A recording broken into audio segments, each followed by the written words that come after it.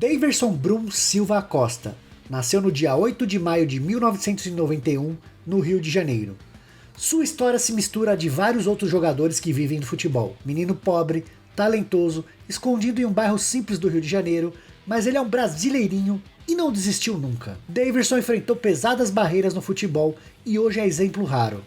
A história passa pela fome, viaja à Europa sem dinheiro e faz o sucesso na Espanha com direito a gol e vitória por 2-1 sobre o Barcelona em pleno Camp Nou virarem apenas um detalhe.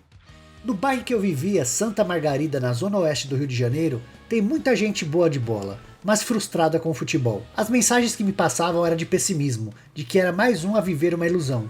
Só que eu fui teimoso e insisti. O caminho de uma criança pobre sempre é mais difícil realmente, mas nunca devemos desistir. Eu comecei jogando bola por meio do meu pai, que sempre dedicou tudo para mim. Ele ajudava e deixava de fazer muitas coisas para eu poder treinar e ter essa oportunidade de jogar futebol. Eu ia parar de vez de jogar, queria virar pagodeiro, e ele quase teve um infarto. Eu tinha uns 18 anos e a carreira não tinha decolado. Estava treinando no Grêmio Mangaratibense como amador. Ia desistir. Me falaram para fazer faculdade, mas quase matei o velho do coração.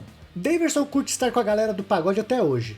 Ele chegou a ter 2 grupos, o Juventude do Samba e a banda Boa Influência. Quando pensou em parar para viver de música, ele tocava nas festinhas do bairro em troca de um caldo de mocotó e guaraná. E não era só do pagode que Daverson poderia estar hoje levando a vida. Quando tinha 18 anos, o jogador ganhava a vida de outra forma, vendendo salgados. Ele chegou a parar de treinar para fazer salgados e trabalhar com seu irmão. Na época dos salgados e do pagode, seu pai disse que não ia mais ajudar nas contas. E foi aí que ele voltou para o Grêmio Mangaratibense e as coisas começaram a acontecer.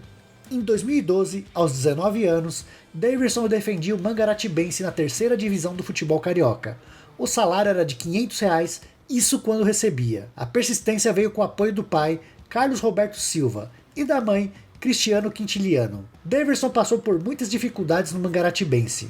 Muitas vezes ficavam sem café da manhã e almoço, e as únicas coisas que eles comiam para não passar fome era pipoca ou pão seco. Mas Daverson sempre afirmou que o Mangaratibense é um clube de gente de muito bom coração, porém, infelizmente sem as mesmas condições de um clube grande. O rumo da carreira mudou totalmente quando o empresário português viu suas boas performances com a camisa do time de Mangaratiba. Foi quando aceitou o convite para testes no Benfica B, e encarou o desafio europeu mesmo sem dinheiro no bolso.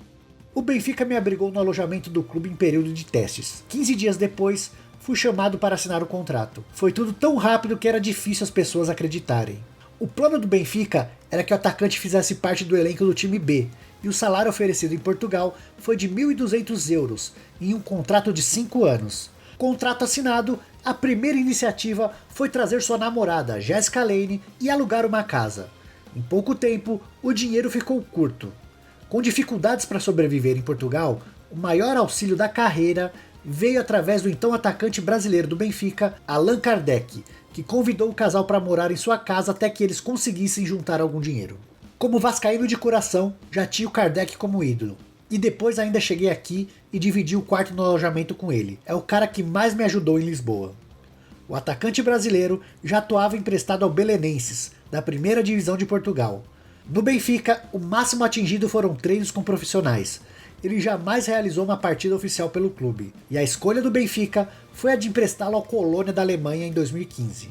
Tinha que seguir arriscando. Joguei pouco na Alemanha, pois tive lesão na coxa, mas tudo é um aprendizado. Foi a única vez que joguei pelos lados do campo, não sendo uma referência no ataque. O estilo de jogo por lá é muito diferente. E ao retornar ao Belenenses, ainda em 2015, Daverson teve uma temporada de sucesso, sendo posteriormente vendido ao Levante da Espanha por 2 milhões de euros. Na temporada de estreia no Campeonato Espanhol de 2015 e 2016, ele fez 9 gols em 33 partidas e chegou a marcar um belo gol na derrota em casa por 3-1 contra o Real Madrid, com direito à provocação a Cristiano Ronaldo. Mas nessa mesma temporada, o time de Daverson foi rebaixado, e assim ele foi transferido ao Deportivo Alavés. Em terras ibéricas, ele deixou uma ótima impressão.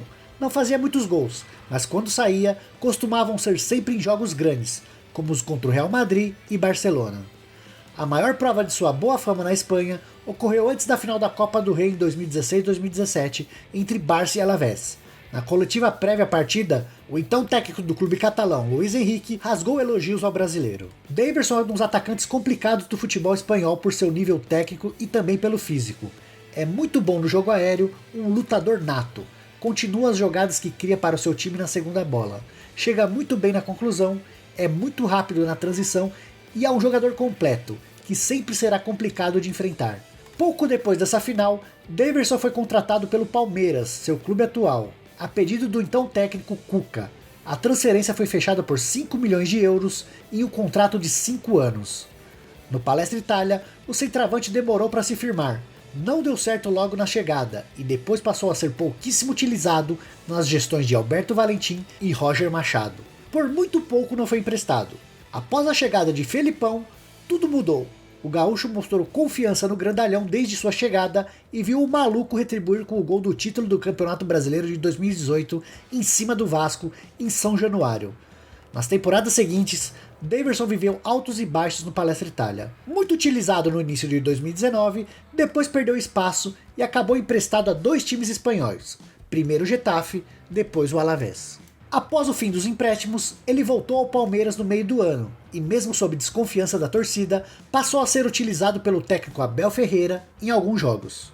No clube, aliás, a preferência era por Borja, mas o colombiano recebeu proposta do Grêmio e vazou. E coube a Daverson ser o centroavante que Abel Ferreira queria, mas a diretoria não tinha dinheiro para contratar. O treinador abraçou Daverson. O resultado não poderia ter sido melhor para o Palmeiras. Falar do Abel aqui acho que vou ficar falando até morrer. Acreditou em mim.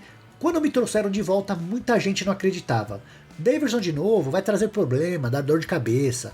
O Abel me chamou na sala dele e disse: estou te trazendo aqui porque o grupo te abraçou. E eu confiei no grupo. Você é um menino de grupo, brincalhão. E eu fiquei feliz de ouvir isso dele. É uma gratidão eterna que tenho com ele, de me trazer para o clube que amo, que sou grato. O histórico gol em Montevidéu pode ter mudado o destino de Daverson dentro do Palmeiras. O contrato dele acaba em junho de 2022 e a partir de janeiro ele já pode assinar com outra equipe. Mesmo que o destino queira que Davin saia do Palmeiras, ele já conseguiu reescrever sua história dentro do clube. No momento em que o pitico Andrés Pereira hesitou, Davin mostrou oportunismo e brocou. E mesmo com muito vento, fez a torcida alviverde cantar a plenos pulmões. O jogador folclórico que muitos torcedores não queriam ver nem pintado de ouro, persistiu e foi premiado com um dos gols mais importantes da história do time da Barra Funda. E como vive repetindo Abel Ferreira por aí, ele é o sapo que virou príncipe.